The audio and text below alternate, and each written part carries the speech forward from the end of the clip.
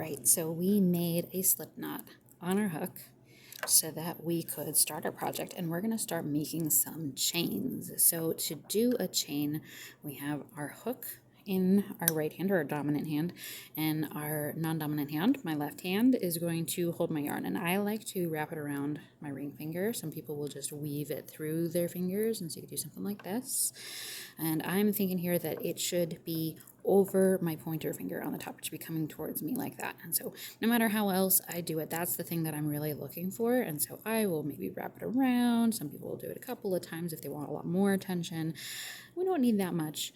So I like just this one right here. And so we could do that, or we could do just draped through our fingers and with it coming over our pointer there.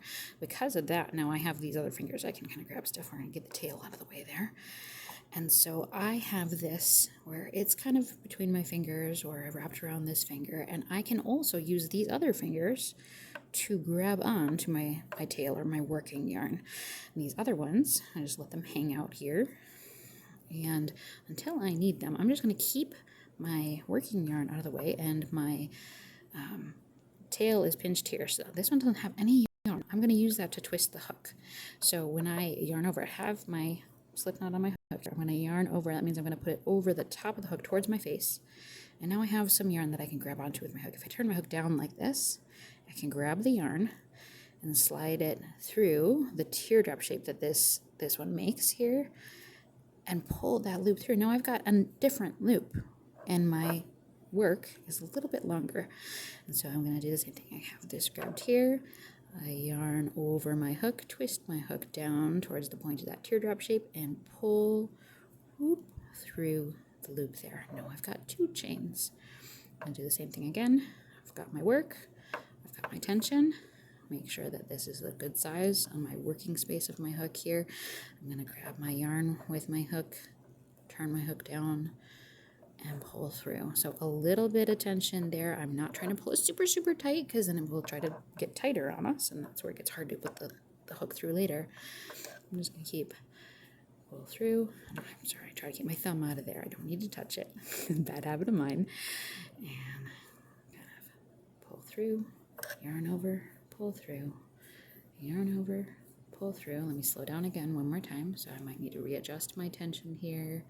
Put it over my pointer. Adjust my hook here, holding my work here. So my left hand has all my yarn. I have my yarn over, hook points down, pull through, size it to the hook, yarn over, turn down, pull through, make it the size of the hook again. Now if you do all of your work down here, this is a much tighter loop.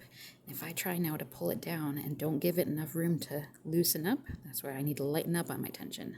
Let it slide to the working space here. If I tried to do it here, then I won't be able to fit my hook through later. So I want to make sure I have enough space. Hook that, gently pull it through, back to the working space, hook through, yarn over, pull through, yarn over, pull through, yarn over, pull through. Now I'm getting really far away, so I'm going to move my fingers up, yarn over, pull through, yarn over, pull through.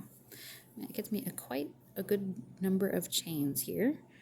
And to count those chains, you look for the V here. We have there and here. We're going to have a V, 2, 3, 5, 6, 7, 8, 9, 10, 11, 12, 13, 14, 15, 16, 17, 18. That might be more than I want, but that's a good amount for me to then start to turn my work and do some single crochets.